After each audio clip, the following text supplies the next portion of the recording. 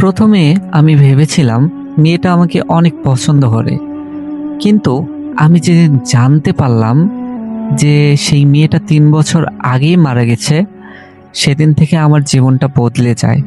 আর সবচেয়ে ভয়ঙ্কর বিষয় হলো, মৃত্যুর পরেও সে আমাকে কিভাবে বিয়ে করতে চেয়েছিল। আসসালামু আলাইকুম ভাই, আমার নাম রায়হান। ঘটনাটি প্রায় 4 বছর আগে ঘটে।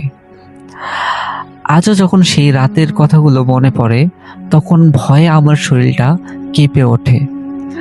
আমি তখন বিশ্ববিদ্যালয়ের একজন ছাত্র ছিলাম।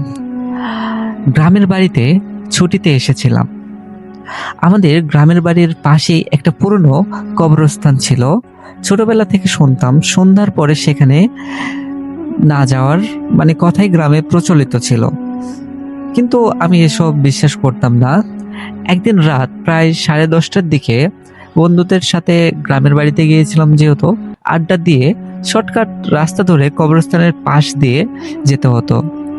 হাঁটতে হাঁটতে হঠাৎ দেখি সামনে একটা সাদা পোশাক পরা একটা মেয়ে দাঁড়িয়ে আছে। চাঁদের আলোয় মুখটা স্পষ্ট দেখা যাচ্ছিল না। মেয়েটি শুধু আমার দিকে তাকিয়েছিল।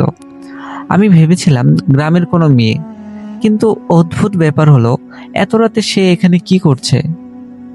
আমি তার কাছে গিয়ে জিজ্ঞাসা করলাম, আপনি কি ঠিক আছেন? মেয়েটা মৃদু হেসে বলল, তুমি অবশেষে এলে।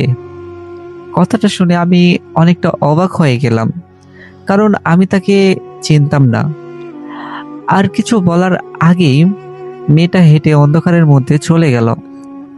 পরের দিন রাতের বেলা আমি আবার একই রাস্তা দিয়ে ফিরছিলাম। মনের মধ্যে একটা কৌতূহল কাজ করছিল, আর সত্যি সত্যি একই জায়গায় আবার সেই মেয়েটিকে আমি দেখতে পেলাম। এবার তার মুখটা একটু পরিষ্কার দেখা গেল। অদ্ভুত একটা সুন্দর মুখ, কিন্তু চোখ দুটো কেমন জানি ভীষণ নয়। সে বলল, আজ এত দেরি করে এলে কেন? আমি অবাক হয়ে বললাম, আপনি কি আমাকে চিনেন? মেয়েটি হেসে দিল।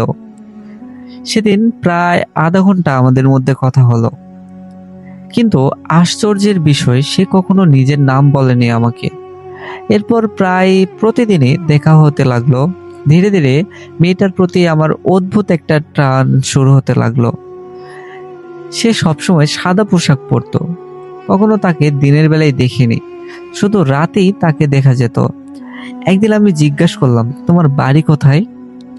সে কিছুক্ষণ চুপ করে থেকে বলল, খুব কাছেই আমার বাড়ি। তারপর কবরস্থানের দিকে তাকালো। আমার শরীরটা হালকা শিওর দিয়ে উঠল। কয়েক সপ্তাহ পরে আমি বুঝতে পারলাম আমি মেয়েটাকে অনেকটা ভালোবেসে ফেলেছি। একদিন সাহস করে বললাম, আমি তোমাকে অনেক পছন্দ করি। মেয়েটা কিছুক্ষণ আমার দিকে তাকিয়ে রইল, তারপর বলল, হুম, আমি তো জানি। তাহলে? সে মৃদু হেসে বলল, আমিও তোমাকে অনেক আগে থেকেই ভালোবাসি। কথাটা শুনে আমি খুব খুশি হয়েছিলাম, কারণ জীবনের প্রথম কোনো মেয়ে আমাকে পছন্দ করলো এবং সে আমাকে ভালোবাসে। তারপর আমি অপেক্ষা করছি তুমি কবে আমার কাছে আসবে, মানে আমার জগতে।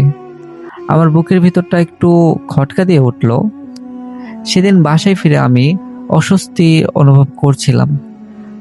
পরের দিন গ্রামের এক বৃদ্ধের কাছে মেয়েটার বর্ণনা দিলাম।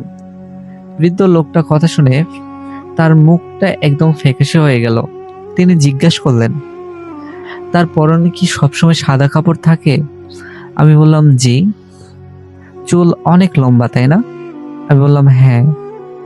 লোকটা কাঁপা গলায় বললেন, অসম্ভব। আমি বললাম, কেন, কি হয়েছে, অসম্ভব কেন? তিনি বললেন, তুমি যে মেয়ের কথা বলছো সে 3 বছর আগে মারা গেছে। আমার মাথায় যেন বাজ ভেঙে পড়ল। বৃদ্ধ আমাকে নিয়ে কবরস্থানে গেলেন। একটা পুরনো কবরের সামনে দাঁড়িয়ে বললেন, এই মেয়েটা। কবরের ছবির দিকে তাকিয়ে আমার শরীর পুরো ঠান্ডা হয়ে গেল। হুবহু সেই মেয়ে, একই মুখ, একই হাসি। সেদিন রাতেই আমি সিদ্ধান্ত নিলাম আর সেখানে যাব না। কিন্তু রাত 2টার দিকে জানালায় টোকা পড়ল। আমি পর্দা সরাতেই দেখি সে দাঁড়িয়ে আছে জানালার বাইরে, চতুর্থ তলায়, যেখানে কোনো মানুষের দাঁড়ানো সম্ভব ছিল না। সে বলল, তুমি আমাকে এড়িয়ে যাচ্ছ কেন? এরপর থেকে প্রতি রাতে সে আসতে লাগলো স্বপ্নে, জানালার বাইরে, কখনো দরজার সামনে। সে শুধু একটা কথাই বলতো, আমাকে বিয়ে করো, আমার সাথে চলো। আমি আস্তে আস্তে অসুস্থ হয়ে পড়লাম। দিন দিন কেমন জানি শুকিয়ে যেতে লাগলাম। অনেক ডাক্তার দেখালাম, ডাক্তার কোনো কারণ খুঁজে পেল না। এক রাতে স্বপ্নে দেখলাম আমি বিয়ের পোশাক পরে আছি, চারপাশে অদ্ভুত আলো, আর সে লাল শাড়ি পরিয়ে দাঁড়িয়ে আছে। সে, তার মুখে যেন মৃদু হাসি। আজ আমাদের বিয়ে। ঠিক তখনই দূর থেকে আজানের শব্দ ভেসে এলো। চারপাশ কেমন জানি কাঁপতে শুরু করলো। মেয়েটার মুখ বিকৃত হয়ে গেল, আর সে ভয়ঙ্কর চিৎকার করে অন্ধকারে মিলিয়ে গেল। পরের দিন গ্রামের এক হুজুরের কাছে আমি গেলাম। তিনি কিছু আমল করতে দিলেন এবং কয়েকদিন বিশেষ দোয়া পড়তে বললেন। এরপর ধীরে ধীরে সবকিছু স্বাভাবিক হয়ে যায়। মেয়েটাকে আর কখনো আমি দেখিনি। কিন্তু ভাই, ঘটনার শেষ এখানেই নয়। গত বছর আমি বিয়ে করেছি। বিয়ের রাতের পরের দিন যখন পুরনো জিনিসপত্র গোছাচ্ছিলাম, তখন একটা পুরনো ছবির খাম পেলাম। খাম খুলে দেখি একটা ছবি।